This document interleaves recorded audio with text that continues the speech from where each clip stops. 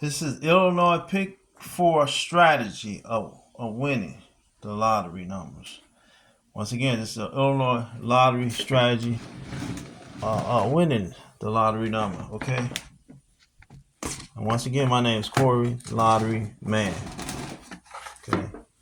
Okay. Now, I want to show you this even number 9415. Okay.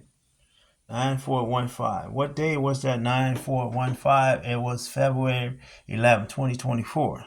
It's that day when it came out. And okay, nevertheless, I want to show you the second, this is the second and the third numbers. These are the only two numbers you want to figure out when you're trying to get your three numbers.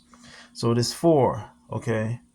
Now, what we always say in lottery, okay, what we're trying to say here is that this 4 becomes a 9, okay? And that's how you get 491 from here. I'm just saying, you probably sit back and say, oh, there's 941 there. But no, this is the way we play. We'll flip the number. Flip the numbers is 0 to 5, 1 to 6, 2 to 7, 3 to 8, 4 to 9, and 5 to 0. That's flipping the number. So here, this is a flip number. And how the lottery do sometimes is what they do is flip the number. Now, we'll show you the exact date here on the lottery. Okay? Here's the exact date, what we talking about. Exact date here is 9415, right?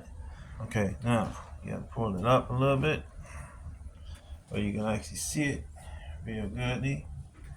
Okay, so I think we can see it pretty decent. And then, like I say, what you do with this number, okay, 491, and then you come up here. This is how they got this number 4916, right?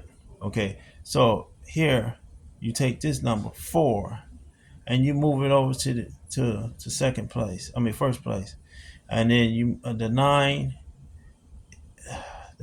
where was the 9 here is from the flip number 9. We're not talking about this 9.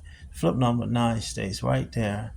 And then you just move this 1 over to, actually the 1 stay in the same place. Sometimes the numbers will stay. Numbers will stay. Both numbers can actually stay in the same place. There's going to be a number that's going to move. But two numbers can stay in the same place.